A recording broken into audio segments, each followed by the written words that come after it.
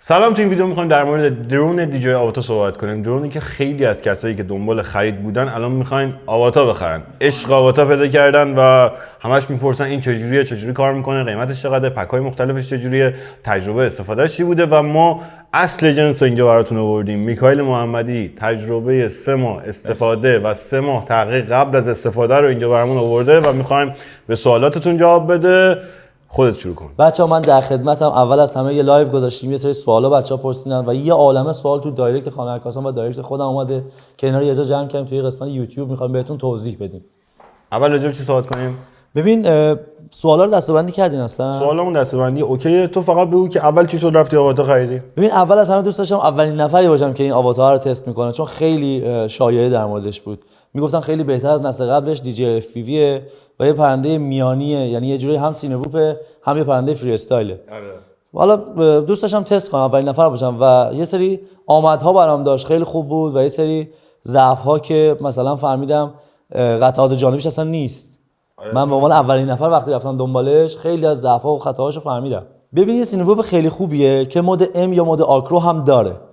مود ام یا مود آکرو یه مود فری استایل FPV که شما میاری ریموتتو اول از همه میاد از این حالت فنری درش میاری. یعنی ریموتش مثل اونا فنری نیست. ببین این ریموت دیگه مثل قبل نیست. دیگه الان ما فنرشو برداشتیم، پشت این دو تا پیچ داره که اونا رو میتونی باش بازی کنی، کم و زیادش کنی، بفهمی داستانش چیه. پیچام اینجاست. یعنی این قسمت فکر کنم با ناخنت نتونی درش بیاری. من با ناخن همه چیز در میارم. این قسمت پیچا جویستیک تنظیم میشه. آره ببین یه F1 و F2 داره. خب F2 میاد اینو شلش میکنه، بعد میبینی میلرزه رو هوا. F1 میاد چیکار میکنه؟ میاد یه ترمز بهش اضافه میکنه که مقاومتشه، یعنی هر جا گذاشتی دیگه برنگره سر جاش. اینا دیگه بحث حرفه‌ایه. آره اینا چیز حرفه‌ای، چیز خاصی هم شما اگر با آلنی که همراهتون هست باش بازی کنید متوجه میشید که در چه صورت میتونید اینو نگه دارید. حالا کاربردش چیه؟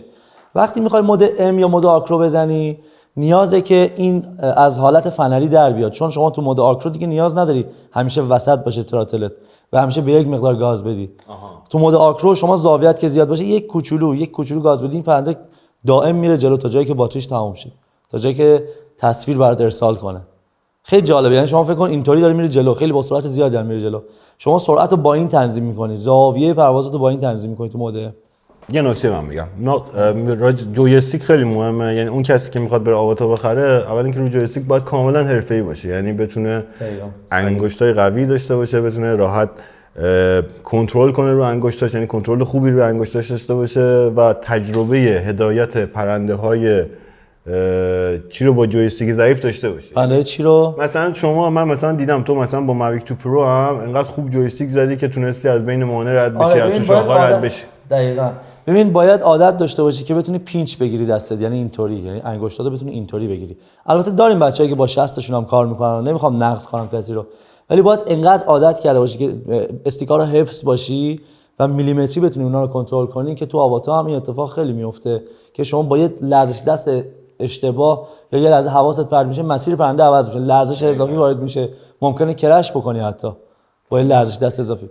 حالا یه نکته دیگه، اصل قضیه، تو یه درون داری ایر تو اس، درسته؟ بله یه ایر تو اس دارم، اینو اضافه کردم. اصلا به این فکر بودی که ایر تو اس بفروشی آواتا بخری؟ هیچ وقت این کارو نخواهم کرد اگر برگردم. یعنی شما درون عادی تو نمیفروشی؟ ببین 60% تصاویر ما تو همه پروژه ها تصاویر استاندارد درونه، چیزی که هیچ وقت از مد نمیفته. ولی آواتا میاد در کنار تصویرهای استاندارد شما یه سری تصویرها اضافه میکنه که دیگه محور صافی ندارن، سرعتشون خیلی زیاده، از لای همه چی رد میشن. آواتا کامل کننده تصاویر هوایی به تنهایی پرنده کاملی نیست و پیشنهاد نمیکنم به بچه‌ای که پرنده ندارن برن آواتا بخرن یا پرنده دارن بفروشن برن آواتا بخرن، کار اشتباهیه. یعنی اینکه یک چیزیه که مکمله. دقیقاً مکمل. یعنی تو بازم اکثر خیلی از تصویراتش از تصویرات با تو است. دقیقاً ولی تصویرهای آواتا هم که جدا اصلا بحثش فرق میکنه، ولی الان خیلی رو بورسه، یعنی یه چیزیه که طرفدار زیاد داره این سبک. آره فکر میکنن دوستامون که اگر اونو بفروشن، قبلی‌ها رو بفروشن، میتونن یه پولی بزنن روش که اینو بگیرن و این کامله. نه، شاید تا 1-2 سال دیگه از مد بیفته این تصویرها، اینجور تصویرها. خب بریم سراغ پک‌های مختلف آواتا. بریم آقا. من اولین بار برای تو تحقیق کرده بودم راجع به پک‌های مختلفش، آخرش هم فهمیدیم کلا آواتا الان توی بزرگترین فروشگاه دنیا با 3 تا پک داره عرضه میشه. و اینکه یه پک پروویو کمبوه که عینکش عینک جدیده است، عینک گاگلز 2، یه پک فلای اسمارت کمبوه که عینکش عینک قدیمی است که گاگلز وی 2 همون عینکیه که با دیجی اف وی قدیمی عرضه شده. یه پک هم هست که فقط خود پرنده خالیه با یه باتری، یعنی هیچی نداره. خب و بعدیش هم دیگه مشخصه، همه میدونن چیه که آقا انگار DJI این موشن کنترل‌ها به شدت رو دستش پات کرده. دقیقاً تو همه پک ها موشن کنترل گذاشته تقریبا تو پک های V2 و پک 2. خب آره ریموت رو نذاشته. ریموت هم هر روز قیمتش الان تو بازار ایران داره میره بالا به خاطر اینکه خواسته زیاد داره، رفته تو شورتج، یعنی کم میکنه. دقیقاً قحطی اومده دیگه. ولی خب موشن کنترلر هیچ کاربردی نداره. خیلی میان از من میپرسن آقا این چیه، این چقدر خوبه، اینجوری یه دستی میتونی اف بزنی. واقعا یه دستی نمیشه اف بزنی. اون یه تصویر برای هابی و تفریحه. و اینکه فقط تو گاگل ببینی مثلا اطراف مزرعه چه خبره، برید اینجوری بگردید. هیچ تصویر خوبی ازش موشن رو نمیتونین کسب کنین، خیالتون راحت. از این چیزاست که تو پاچاتون هست، خلاصه بخرین هست، کاریش نمیشه. کسی هم نمیخره الان فکر کنم بخوای بفروشی یه دست دوم. در حقیقت DJI کاملا اومده تو این قضیه یک حرکت تجاری اینجوری کرده و تمام موشن کنترلاشو توی پکا خلاصه داره تمام میکنه و رد میکنه میده مشتریاش که مجبورم. یه چیز دیگه هم بگم مهران جان، من اینو حالا فقط بحث دلار نیست، بحث همون عرضه و تقاضاه. من اینو از بچه‌ها خریدم 4 میلیون تومان. یعنی ریموت موقعی بودش که نوش بود 5 میلیون، دست دومش بود 4 میلیون 3 خورده. من اینو خریدم. الان قیمتش 16 17 حتی 18 هم دیده میشه تو بازارها. الان من خواستم بخرم 18 19 میگفت. خب 18 19 هم الان رفته بالا. شما فکر کن چقدر دنبال اینن. چرا دنبال اینن همه؟ به خاطر اینکه بخوان اف پی وی بزنن و تصویر سالم و خوب بگیرن. آره دیگه کلا تو هیچ پکی ریموت کنترل نداره. ریموت کنترل باید جدا بخری. پک گرونه یعنی پروویو کمبو که عینک جدید است 1288 دلاره. پک فلای اسمارت کمبوش که گاگلز قدیمی رو داره قیمتش 1168 دلاره. 100 دلار کمتر. آره راجع به دو تا عینک بگو. راجع به دو تا عینک، من تجربه کار با عینک اولی رو یک بار داشتم. ببین من خودم عینکی ام. خب یکی از بچه‌ها رو دیدم که از گاگل قدیمی استفاده می‌کرد. یه روز عینکمو درآوردم، گاگل رو سوار کردم، می‌خواستم تصویر بگیرم، میگفتم این چرا تاره؟ همینطوری بهش پشت هم داشتم غر می‌زدم. طرف گفت خب اینا رو جابجا کن، جای تصویرها رو فلان درست میشه. هر کاری کردم برام درست نشد. رفتم تو فروما و سایت‌ها تحقیق کردم، دیدم که ما عینکی‌ها چون نمره چشم داریم باید از گاگل استفاده کنیم که نمره چشم داشته باشه، مثل ویزورای آلفا. درسته؟ آره یعنی یکی از آره دیگه یکی از مزیت‌های گاگل جدیده اینه که برای عینکی‌ها تنظیم میشه. دقیقاً تا 6 نمره تنظیم میشه. شما میتونید پیچیزیشو بیشتر از این نداره. کوره. دیگه طرف نمیاد دنبال اف پی وی زدن دیگه با اون نمره‌های بالا. ببین گاگل 2 اینطوریه که هم زاویه دیدش بیشتره، هم وزنش کمتره، رو سرت اذیت نمیکنه، همین که خیلی مهمه برای ما عینکی‌ها نمره داره و میتونیم تنظیمش کنیم. تصویر فوق العاده شفافی میده. چیش هم بیشتره. روشنایی نیتش بیشتره، نه روشناییش بیشتره. نیته اگه اشتباه نکنم که اون از اون روشنایی کمتره. بعد چون دهنش یه مقدار کوچیک‌تره میگن که احتمال پیکسل افتادن روی نمایشگر داخلش کمتره. آره میگن که گاگل وی 2 یه مقدار پیکسل بیشتر روش میفته، احتمال اینکه رو خورشید کلا گاگلا رو نباید بذار من این خورده دکور رو به هم بزنم. ببین کلا گاگلا رو نباید به سمت خورشید گرفت اینطوری. همیشه هم یه دونه قاب محافظ داره که اینا نباید به سمت نور زیاد بگیری. به هر حال اینا ذره بین و عدسی ان دیگه. رو اون سنسوری که اونجا تصویر داره پخش میکنه میتونن بتابونن و پیکسل سوختگی وارد کنه با نور خورشید. دقیقاً همینطوره. ما باید همیشه این شیلد محافظش رو بذاریم که دیگه نور توش نره، آسیب نبینه. حالا چه این چه گاگل وی 2. فرق گاگل وی 2 به حساس‌تره. این حساسیتش باز کمتره. گاگل وی 2 یه مقدار از این نسبت به نور خورشید حساس‌تره.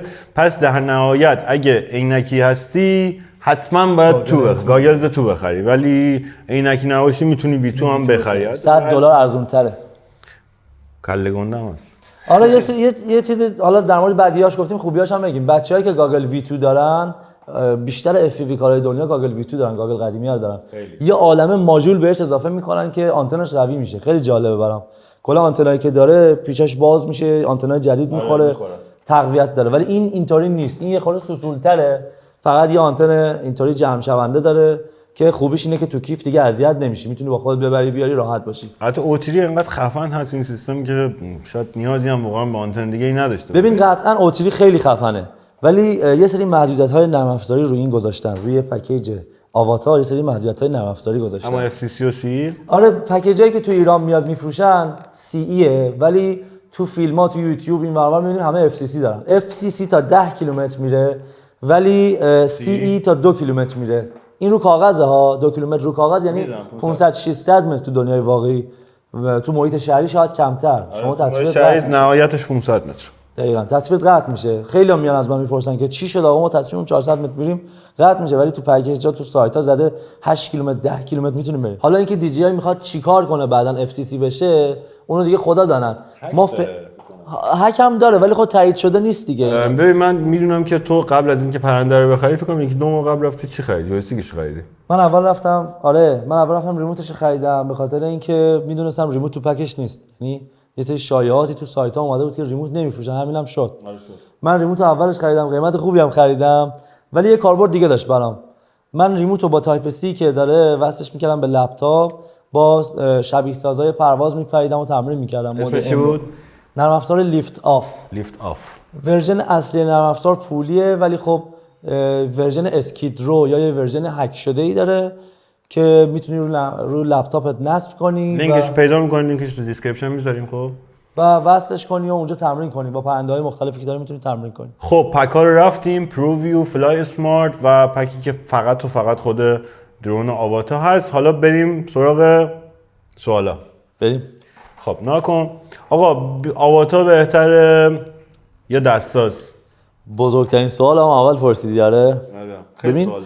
ببین این سوال خیلی کلیه. اگر من میخوام هم اول توضیح بدم فکر کنم به خیلی از اون سوالا جواب داده بشه. ببین آواتا ذاتش یه سینه‌ووپه.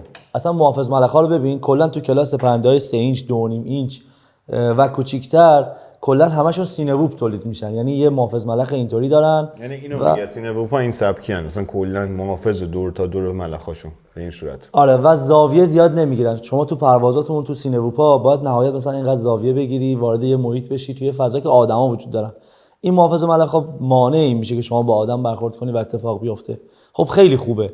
ذاتاً این پرنده سینه‌ووپ اگر تو فضای بسته میخوای بپری باهاش خیلی پرنده خیلی خیلی خیلی خوبیه. مدای خیلی خوبی برای این کار داره و طراحی شده براش. اما اگر بخوای باهاش فری استایل بری، باهاش طبیعت گردی کنی، باهاش دوربرد بری، باهاش زاویه زیاد بری، دایو بزنی، تا حدی میتونه جواب تو بده. خب یعنی آره یعنی یه مود ام داره تا حدی زاویه میگیره، واسه دایو میزنه و خیلی کارهای دیگه میکنه تو طبیعت. حتی فلیپ میزنه، همه فلیپاش هم آزاده.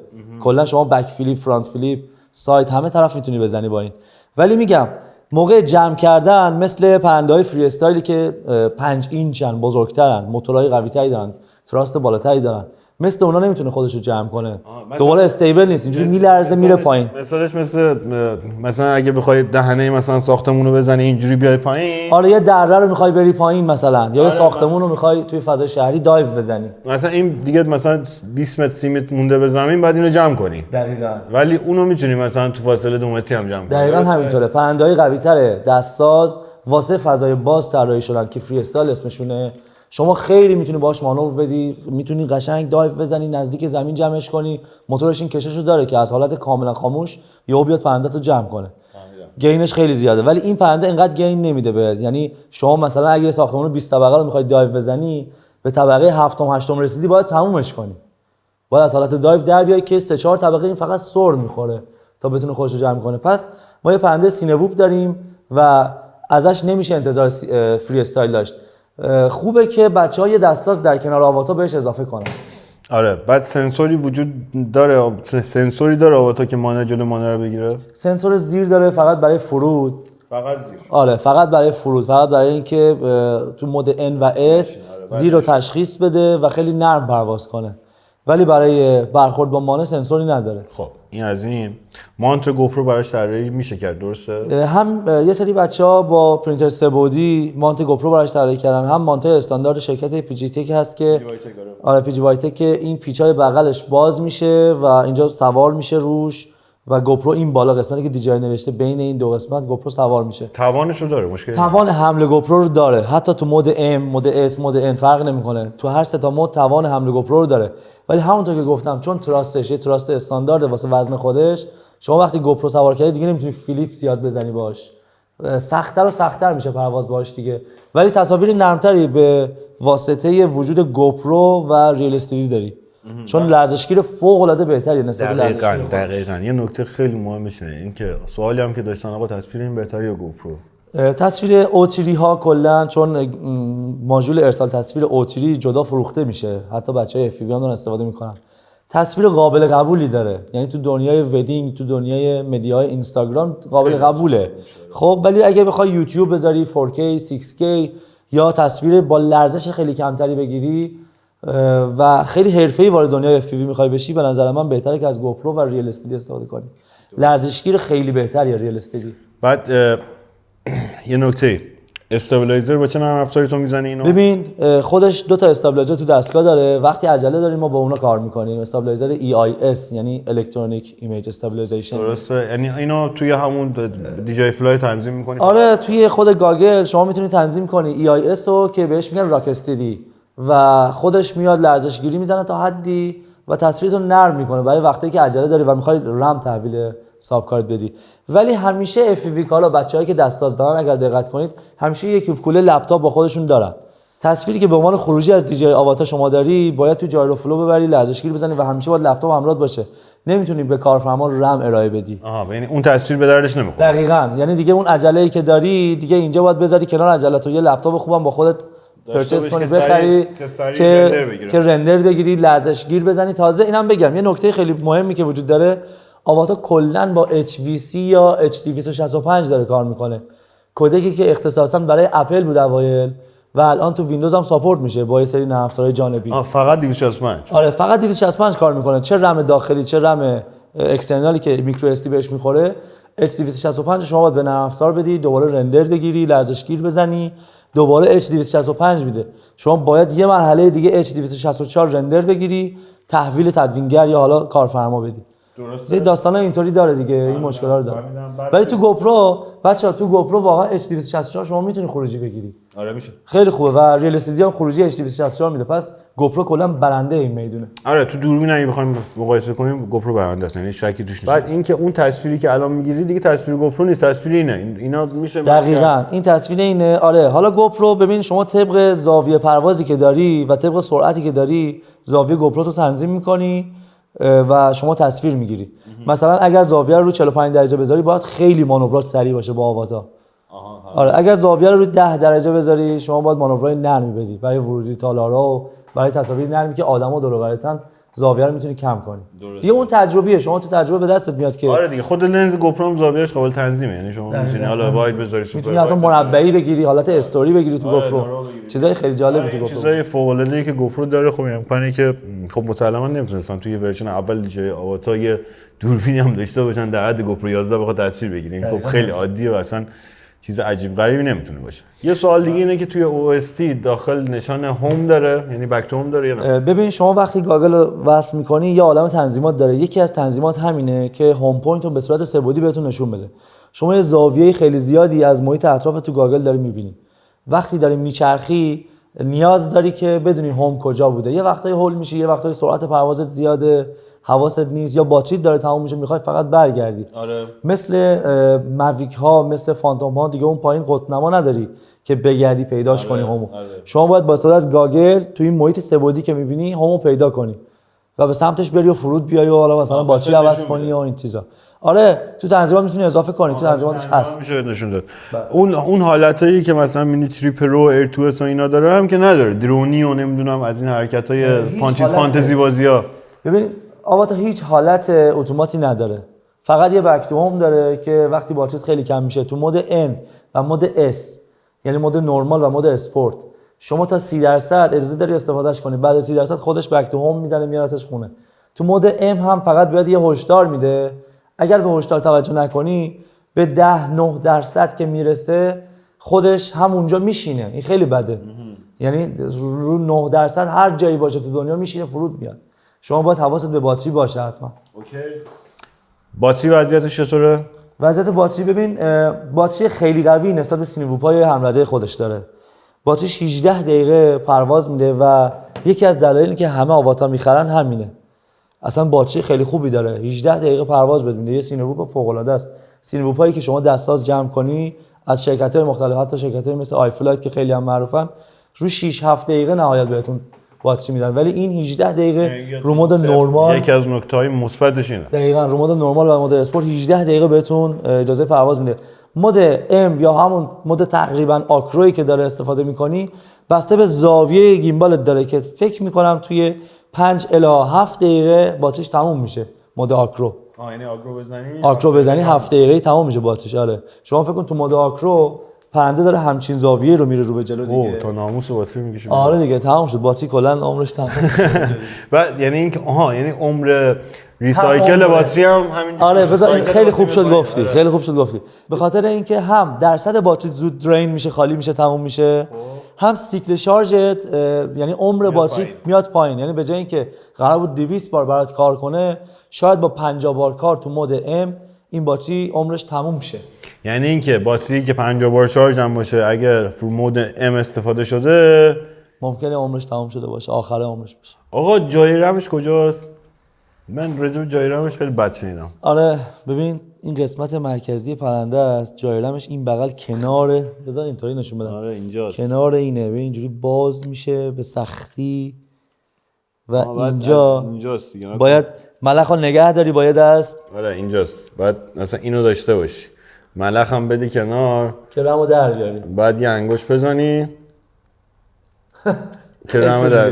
آره بعد تازه این وسط گیر میکنه. این کلا جای رمش جای خیلی خاصی هست. از اون حتی جای کابلش هم خیلی خاصه. ما تو پرنده‌های قبلی همیشه با تایپ سی هم میتونستیم وصلش کنیم و تصویرها رو کپی کنیم، ولی خب الان جای کابلش هم همونطوری کنار جای رم میشه. آره اصلا خیلی جای خصوصی گذاشته برای خودش.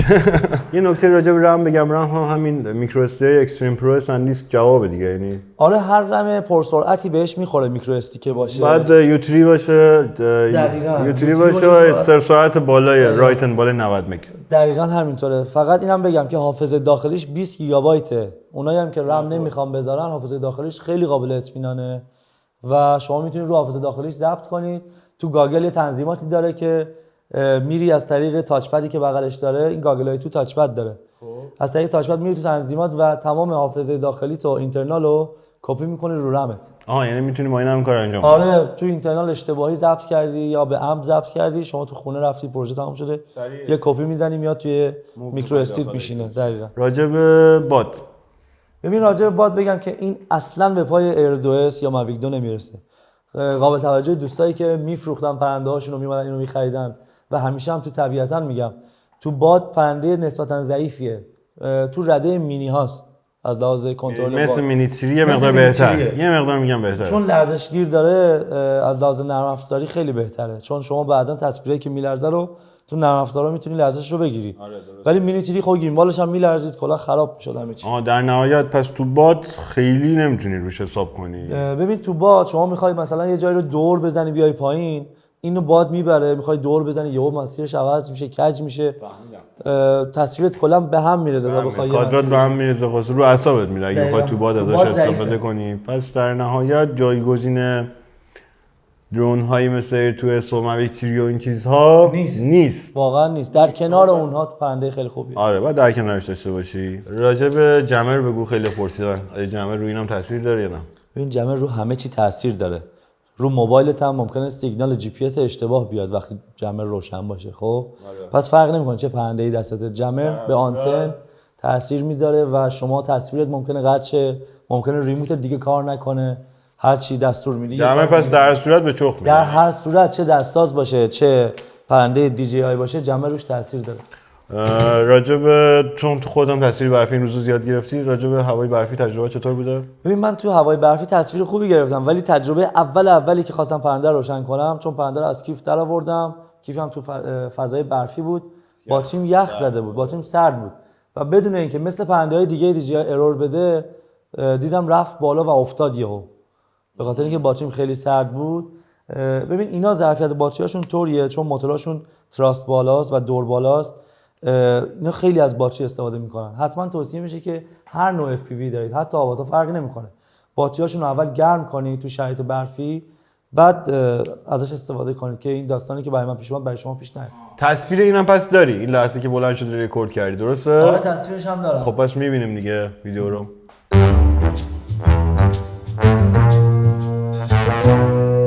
اوه شانس آوردی. خیسم شد. آره ببین اگه نگاه کنی برفا رو میپاشه. ببین این تا اینجا تو برف بود، قشنگ موتورها خیس شد، ملخا خیس شد، دوربینش هم حتی رفت تو آب، تو برف رفت. آره که من وقتی برف رو میگیرم جلو بخاری قطعا آب میشه دیگه، پس خیسم شد. آره اولش خیس شد بعد خوش شد، ولی میپره کار میکنه، اصلا خیلی تو کلش قوی و مقاومه. فقط تنها مشکلی که به نظر من تو کلش میشه از این پرنده گرفت که اینقدر مقاومه، لوازم جانبیه. یعنی شما فرض کن جوری کلش کنی که بزنی داغونش کنی، موتور، ملخ، بازو، نمیدونم قسمت محافظتی، اینا همه رو خراب کنی، لوازم جانبیش فعلا نیست چون تازه اومده و قطعا در آینده اینا همه اضافه نه زیاد میشه. الان یکم تو بازار بخرن و متقاضی تعمیراتش زیاد بشه، اصلا قطعات هم زیاد میاد. یعنی اینقدر خیلی نگران قطعات نباشین. یعنی مطمئنا اکثر پرنده دیجی تا الان همینجوری بود. یعنی قطعا نسبت به دیجی FPV1 خیلی طرفدار داره. FPV1 اومد اصلا من گفتم این شکست. FPV1 اصلا یه چیز فاجعه‌ای بود، هر جا میخورد کلش میکرد، بازو، ملخ، همه چیش میرفت، دوربینش میرفت. دقیقاً شبیه این سوسکای گنده هستن پرواز میکنن، زیاد نمیدونن پرواز کنن، مانور هم زیاد ندارن. مقایسه کن مثلا با یه مگسی که پرواز میکنن. این دقیقاً اختلاف پروازیشون تو این حده. البته زور موتوراش زیاد بود، سرعتی که میره از این بیشتره، ولی خب کلاشش هم همونقدر. نه زورش زیاده ولی کنترل خیلی خوبی واقعا نداشت. فقط به درد این میخورد که یه تپه رو بگیری همینجوری مستقیم گاز بدی بری، بعد یکم بیا پایین، دوباره یکم بری بالا، در میاد. هیچ کار خاصی نمیشد باش کرد. اصلا بچه‌ها کار خاصی باش نمی‌کرد. خیلی از بچه‌هایی که دیجی FPV1 داشتن عوض کردن و اومدن آواتا خریدن. پرنده واقعا اصلا اونو که اصلا کسی چی میگم وجودشو نداشت اصلا ببره تو فضای بسته. و واسه شروع واسه کسایی که بخوان این سبکی کار کنن عالی، یعنی بهترین پرنده است. دستساز نخرین اگه بار اولتونه. من پیشنهادم اینه. درسته من حرف اشتباهی که نمیزنم. من به این نتیجه رسیدم که کسی که اولین باری که میخواد بیاد تو این سبک اصلا دستساز خریدن یکم برای خودش دغدغه و دردسر ایجاد کردنه. میخوام حرفتو ثابت کنم در ادامه حرفات. ببین من شروع کردم FPV رو با این دستگاه. هر جا مود ام وقتی میدیدم دارم میخورم به یه مانیای مشکلی داشتم، از این دکمه استفاده میکردم، دکمه بریک. خیلی دکمه خوبیه. آره درجا رو هوا مودش عوض میشه. شما فکر کن مود ام داری میری، اینو که میزنی درجا مود ام میشه وای میس. آره درجا وای میس. این خیلی خوبه. منی که میخوام FPV رو یاد بگیرم با آواتا شروع کنم خیلی بهتره چون بریک داره. دقیقاً. بهترین گزینه برای شروع کردنه. سوال دیگه ای نبود که جواب داده باشیم؟ همه چی جواب داده شد. امیدوارم از این ویدیو لذت برده باشین. من این نکته بگم آقا به خود یوتیوب برنامه درآمد نداره. ما ویدیو می‌سازیم برای اینکه سطح اطلاعات شما بالا بره و خودمون این کارو دوست داریم، بهش عشق می‌ورزیم و دلیل اصلیش هم همینه. و تو چی؟ حرف آخرتو بزن. والا حرفی ندارم بچه‌ها، سابسکرایب کنید فقط.